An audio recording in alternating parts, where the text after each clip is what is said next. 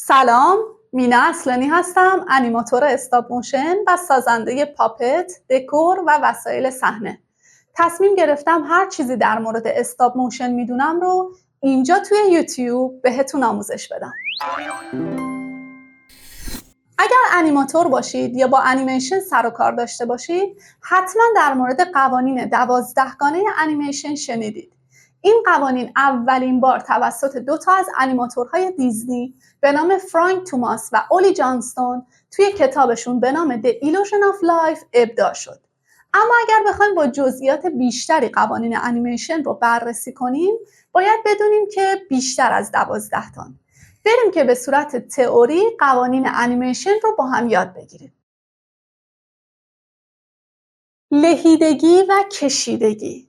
حتما در مورد این شنیدید و اون رو هم با مثال توپ شنیدید. اینکه یه توپی اگر از بالا رها بشه، اول که بخوره روی زمین له میشه و بعد که میخواد بیاد بالا کشیده میشه، دوباره یکم له میشه و تا برسه به اون شکل اولیه خودش. باید بدونیم که این فقط در مورد مثال توپ صدق نمیکنه یا یه چیزی که به زمین برخورد میکنه. ما وقتی میخوایم اکت های کاراکترمون رو یا حالا اون آبجکتمون رو هم نشون بدیم، توی یه سری موارد خاص باید کشیدگی و لهیدگی رو رعایت کنیم. مثلا اگر یه کاراکتری میخواد تعجب کنه و ما اون تعجبش رو میخوایم خوب و با اگزاجره نشون بدیم که حالا در مورد اگزاجره صحبت میکنیم، اول باید اون کاراکتر رو توی خودش له کنیم و بعد بازش کنیم. مثلا حتی توی مثل تام و جری چشاش هم حتی برای تعجب از حدقه میزد بیرون، اونقدر که اون کشیدگی زیاد بود و اون کشیدگی و لهیدگی رو اونجا به کار میبرد تا اوج تعجب یا اوج ترسش رو نشون بده. باید بدونیم که کجاها لازمه که ما کشیدگی و لهیدگی رو توی کاراکترمون یا توی آبجکتمون نشون بدیم. در مورد استاپ موشن هم حتی توی کاراکترهای استاپ موشن اگر دقت کنید نمیشه صورت خب کاراکتر رو مثلا کار تودی یا خمیری کش آورد، ولی اگر فریم بای فریم نگاه کنید مثلا یه جاهایی که قرار بوده کشیدگی صورت بگیره شاید 2 صورت برای کاراکتر گذاشتن یا انگار 2 چشم برای کاراکتر گذاشتن که اون حس کشیدگی رو بهتون نشون بدن. یا مثلا یه مثال دیگه، اگر یکی چاقو یا شمشیری دستشه و میخواد یه چیزی رو قطع کنه و قراره با سرعت این اتفاق بیفته، اون لحظه سرعتش اون شمشیر یا چاقوش دچار کشیدگی میشه و بعد میخوره به اون حجمی که میخواد نصفش کنه. پس ما کشیدگی و لهیدگی رو بستگی به موقعیتمون و بسته به اون چیزی که میخوایم بگیم باید به کار ببریم. لیدینگ اکشن رو میتونیم هدایت یا رهبری حرکت معنی کنیم. حرکت کاراکتر ما میتونه توسط بخشی از بدنش هدایت بشه. توی راه رفتن ما میتونیم این هدایت رو توسط اعضای مختلف بدنش تغییر بدیم. مثلا توی راه رفتن میتونیم هدایت راه رفتنش رو به سرش واگذار بکنیم و این یعنی چی؟ یعنی سر کاراکترمون جلو حرکت میکنه و انگار اون سره که باعث راه رفتن کاراکترمون میشه. مثلا اینجوری به سمت جلو حرکت میکنه، یعنی اول سرش میره. میتونیم این هدایت راه رفتن رو به سینه‌اش منتقل کنیم و اول سینه‌شه که اونو راه میبره و به سمت جلو میره. میتونیم به پاهاش منتقل کنیم که پاهاشه که اون رو به سمت جلو و راه رفتن هدایت میکنه. پیش آگاهی چیه؟ اگر ما بخوایم یه حرکتی انجام بدیم، قبل از اون باید یه پیش آگاهی یا پیش حرکت داشته باشیم. مثلا اگر بخواد کاراکتر ما بپره، یهو اینجوری که نمیپره، حتما باید بیاد پایین، یکم میاد پایین و بعد میپره. به این یکم اومدن پایین و بعد پریدن، حالا توی این مثال میگن پیش آگاهی. یا هر حرکتی که میخواد انجام بده قبلش که اکت دیگه ریزی داره و بعد اون حرکت رو انجام میده. حتی در مورد راه رفتن یهویی اینجوری جلو نمیره، یه کوچولو میره عقب بعد میره جلو. حالا در مورد پیشاگاهی گفتیم، خوبه که بدونید غیر از پیشاگاهی 2 قانون دیگه هم هست به اسم اوورشوت و ستل. اوورشوت رو میشه گفت قبل از اتمام حرکت.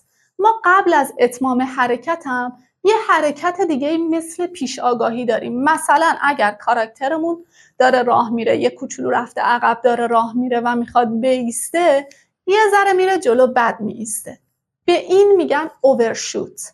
و حالا ستل چیه؟ ستل یعنی معنای تحت اللفظش یعنی آروم گرفتن، یعنی پایان یک حرکت.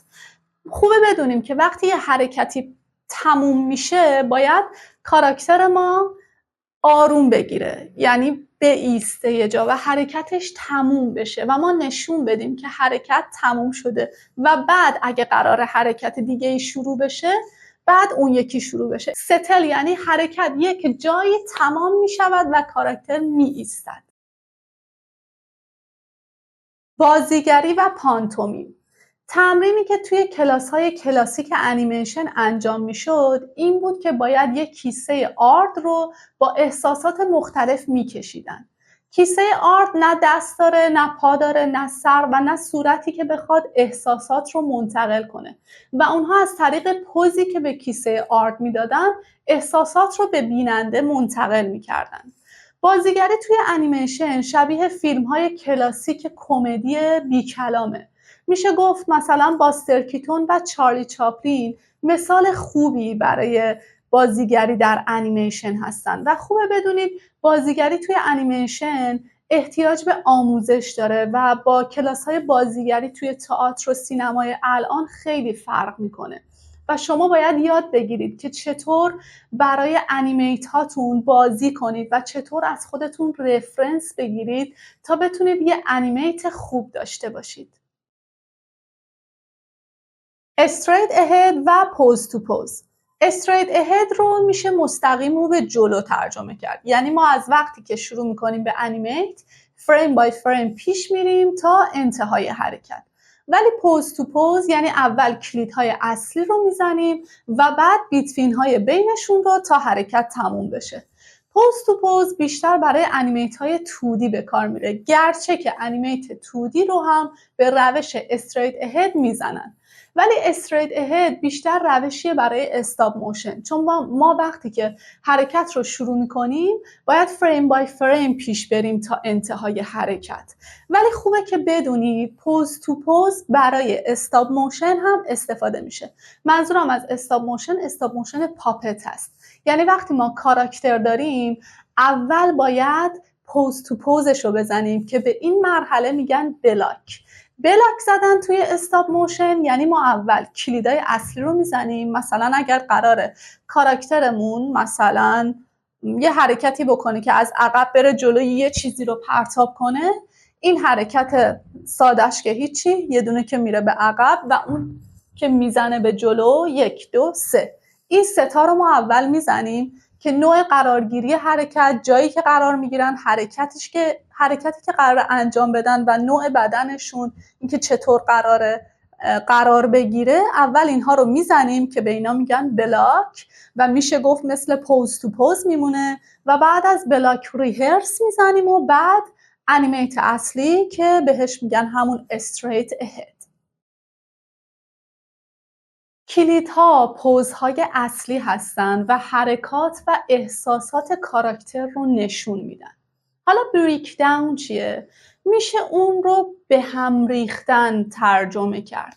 ما از یک پوز به پوز بعدی میتونیم وسطش یه بریک داون داشته باشیم. حالا این یعنی چی؟ مثلا اگر کاراکتر ما قراره از سمت راست به چرخه به سمت چپش، این اگر ساده به چرخه هیچ بریک داونی نداره، ولی اگر ما بیایم وسطش یه پایین رفتن ایجاد کنیم، مثلا به این صورت به چرخه، ما توی حرکتمون بریک داون ایجاد کردیم. این باعث حس سرزندگی میشه و انیمیت ما رو جذاب‌تر میکنه. تامنیل و پلنینگ. تامنیل رو میشه عکس‌های ریز معنی کرد و پلنینگ هم یعنی برنامه ریزی. حالا این یعنی چی؟ یعنی ما قبل از اینکه یه حرکتی رو میخوایم انیمیت کنیم باید یه برنامه ریزی براش داشته باشیم و یه عکس‌های ریزی یا مثلا یه طراحی‌های خلاصه‌ای از حرکت بکشیم که بدونیم میخوایم چی کار کنیم و یه برنامه‌ای داشته باشیم که حرکتمون قراره چطور آغاز بشه، چطور وسطش چطور باشه و مثلا پایانش چطور باشه. اینا رو بهش میگن تامنیل و پلنینگ. یه مثال بزنیم. شما فکر کنید یک نفر رو میخواید نشون بدید که داره راه میره. خب میتونه راه رفتنش خیلی عادی نباشه، یه راه رفتن معمولی مثل تمرین راه رفتن نباید باشه مسلماً اگر قراره یه انیمیشنی بسازید. اون راه رفتن باید نوع کاراکتر رو نشون بده. حالا فکر کنید توی این راه رفتن مثلا میخوایم یه خانومی رو نشون بدیم که خیلی حالا شاید ناز داره، اینو میتونیم با یه غیری راه بره و مثلا اون وسط موهاش هم اینجوری بکنه. خب این رو بهش میگن پلنینگ و تامنیلش اینجوریه که شما این حرکت ها رو به صورت ریز و خلاصه شده میکشید که بدونید قراره چه کار بکنید. حالا میشه تامنیل رو برای استاپ موشن اون قسمت ریهرسش در نظر گرفت. یادتونه گفتم بلاک رو میشه گفت پوز تو پوزه و ریهرس هم داره استاپ موشن و بعد میره استریت اهد. حالا ریهرس چیه؟ ریهرس مثل تمرین میمونه، مثل تقریبا همین تامنیل توی انیمیت 2D میمونه، مثل یه تمرینه قبل از انیمیت اصلیه که بهش میگن ریهرس. شاید اگر انگلیسیتون خوب باشه در مورد ریهرسال دینر شنیدید که یه شام تمرینی قبل از عروسیه که بهش میگن ریهرسال دینر. توی اینم یعنی توی استاپ موشن هم ریهرس مثل یه تمرینی میمونه قبل از انیمیت اصلی. یعنی ما برای انیمیت استاپ موشن اول بلاک میزنیم که میشه پوزهای اصلی و بعد ریهرس میزنیم. ریهرس تقریبا نصف انیمیت اصلیه. مثلا اگر شما 24 فریم دارید انیمیت میکنید، ریهرس میشه 12 فریم بر ثانیه. ریهرس رو میزنید و بعد میرید سراغ انیمیت اصلی. اگر سوالی برات پیش اومده حتما توی کامنت ها ازم بپرس و برام بنویس دوست داری در مورد کدوم یکی از قوانین انیمیشن بیشتر بدونی. اگر هم این ویدیو رو دوست داشتی حتما لایکش کن. لایک کردن تو باعث میشه تعداد افراد بیشتری به محتوای من دسترسی پیدا کنن. ممنونم و خدا نگهدار.